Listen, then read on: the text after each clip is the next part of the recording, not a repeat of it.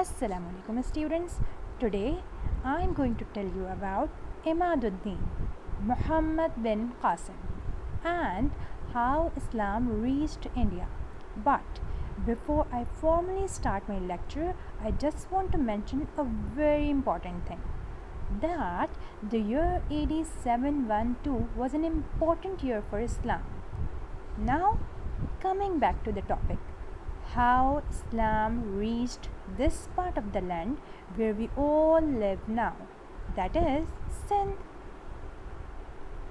As I have told you in the lecture as well, that Raja Dahir was the ruler of Sindh at that point in time. He was a cunning man, he was into bad things, and here in Sindh there were rich profits to be made from robbing the Arab merchant ships. I repeat, pirates of Sindh used to make a lot of money by robbing Arab merchant ships. Now, moving on to that particular year that I mentioned in the very beginning. You know what happened in AD 710?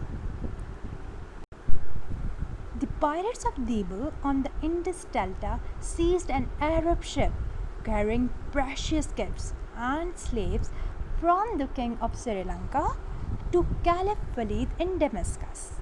Alright, the Arab crew, women, and children were taken as prisoners. When the governor of the Eastern Arab Empire heard this, when he heard of this sad news, he got very angry. The governor of the Eastern Arab Empire demanded that Raja Dahir of Sindh release the prisoners and give back the treasure as soon as possible. Dahir, as I told you earlier, was a cunning man, brutal. He used to treat his prisoners very brutally. You know what he did? Dahir refused because he said he had no control over pirates. In a nutshell, he lied. Then, the governor of the Eastern Arab Empire, sent an army led by his nephew. Now, I repeat myself, the governor sent an army led by his nephew, Muhammad bin Qasim, who was only 17 years old, to invade the country. A 17 years old commander, a 17 years old Muslim leader was sent here to help Muslim brothers and sisters. What happened then? Before going into details, most of you, alhamdulillah, are 10, 11 and 12. Can you even think of raiding a country after 5 good years? No. You have already answered when I asked you while giving lecture. But, that 17 years old commander, that 17 years old Muslim leader was a courageous man, was a God-fearing man, was a very good Muslim.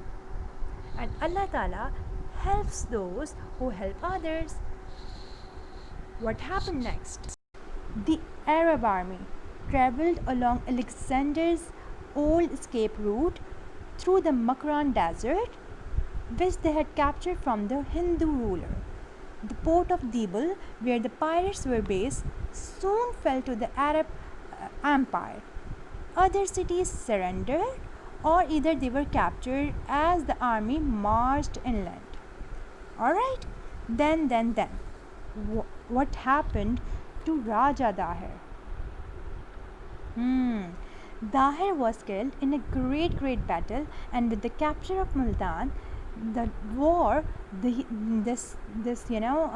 important war was largely over. Okay. Sindh and part of Punjab became Arab territory, and Muslim were their rulers under the administration of Muhammad bin Qasim. Under the direct administration of Muhammad bin Qasim, how did Muslim treat their enemies? $1 million question. How did Muhammad bin Qasim treat his enemies? The Muslim treated the people very kindly and did not force them to join Islam. They did not force a single person to convert, right? Hindu and Buddhist officials kept their post and life went on as much as it had gone before.